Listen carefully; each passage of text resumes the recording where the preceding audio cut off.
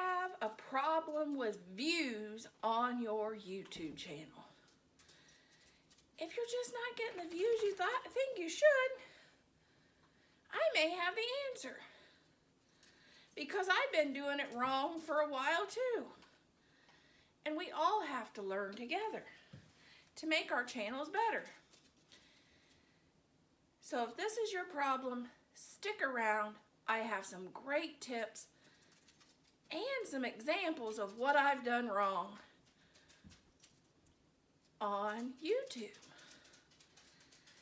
This is the Mastermind Influencer Group with Really Good Living. And my wonderful YouTube sisters, and their descriptions and their links to their channels in the description box. Check them all out.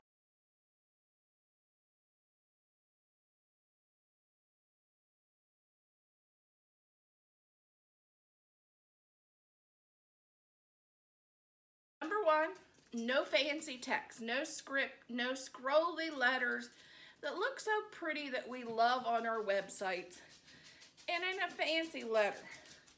Because number one, it's hard to read and hard to see on a mobile device. And guess what? Here's an example of one of the ones I made a mistake on. In your thumbnail. Only use 3 to 5 words. And to be honest, I have some good friends. They use no words, none, on their YouTube thumbnails. Just a beautiful photo of their DIY or their project they're doing. And that's all they use is their thumbnail, and they're doing very well. Or some of the other bolder text in your thumbnail. Only use 3 to 5 words. And to be honest, I have some good friends. They use no words, none, on their YouTube thumbnails. Just a beautiful photo of their DIY or their project they're doing.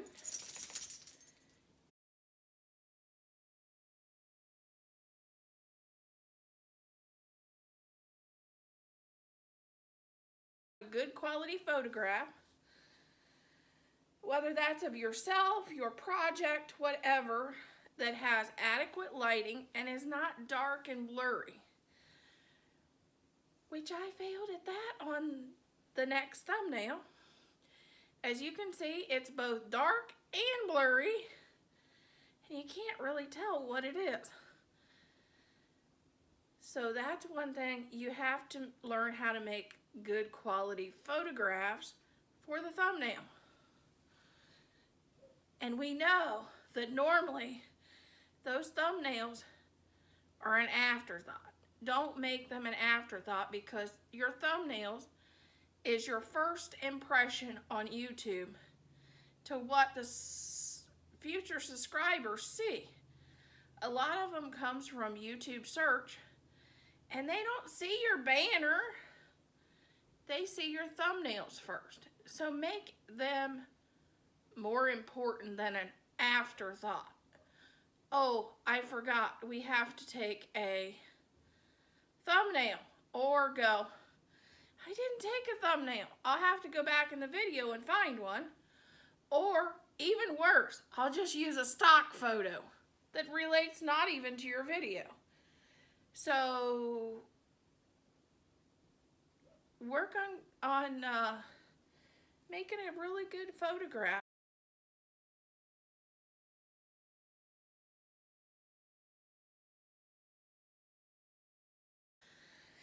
Do not put anything, any text, anything that you want seen in the right-hand corner of your thumbnail, because YouTube puts the timestamp there.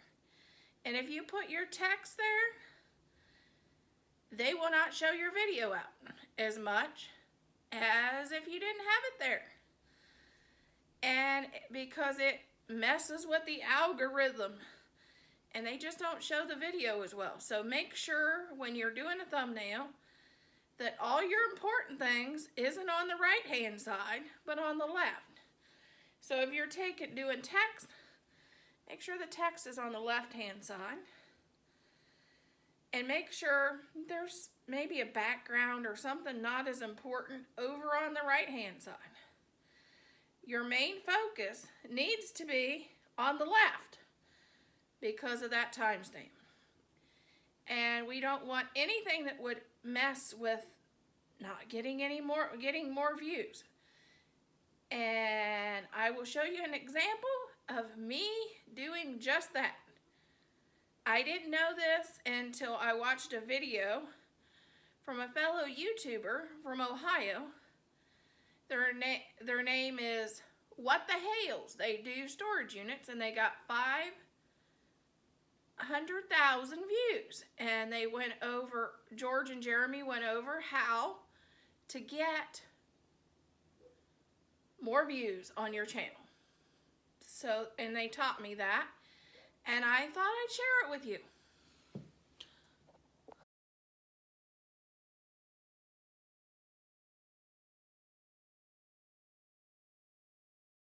Cluttered. It's hard to see, and it's hard for people to know what you're actually doing. As you can see, one of my videos thumbnails fell into that category, and I will also show you the before and the after of the same thumbnail. It's better to rule on the side of simple as cluttered and hard to read. The best way to do, if you can, is to reduce your thumbnail by 25% to see what it looks like, so you know what it would look like on a cell phone. Because most people nowadays use their smartphone and they're not viewing as much on a laptop or desktop computer. So if any time you can reduce your thumbnail to 25% and see what it actually looks like before you post it, you're better.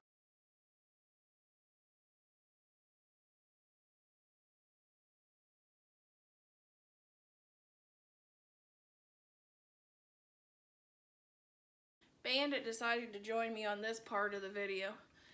Well, the last thing to make sure to do on your thumbnail is make sure your main character or the main item in your thumbnail is big enough so we could see it. Also, use bold, bright colors such as yellow and lime green instead of the normal reds and blues. Use brighter, bolder colors to attract the eye to your thumbnail. And good luck, and I hope it helps. As you can tell, I'm using more lime green and yellow in my thumbnails. And don't leave yet. We have to talk about collaborations next. I don't have very many that I'm doing this month, but I have a few. Collaborations I'm doing for the month of May. The first one that you could possibly do is the 6th. I'm doing Every Child Matters, and it uploads at 5 p.m. Check out Penny's channel, and I think and Design and Styling with Stacy are two of the host and co-host of that one. That they probably have information on their channel more about that. And then the 14th, I'm going to do one that's at Penny's place. You know my sister Penny. I always do her collaborations. It's a porch collaboration, which you decorate and working on your front porch. And that's for May 14th, which mine has a bird. I have a bird wanting to nest on my front porch. That'll be a fun video. The 22nd of May, I am doing the Summer Fireplace Mantle with with Creatively Miss Me with Stephanie, my mastermind sister, and Kenya's Decor Corner.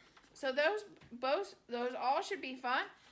And if you have a collaboration that I don't know about and you'd like me to join in, I'm gonna have my email in the description box. Let me know. I'll join in. I love to do collaborations with my YouTube sisters. If you think I'll fit and you think I do something interesting for your collaboration, don't be afraid to invite me. Thank you for watching. And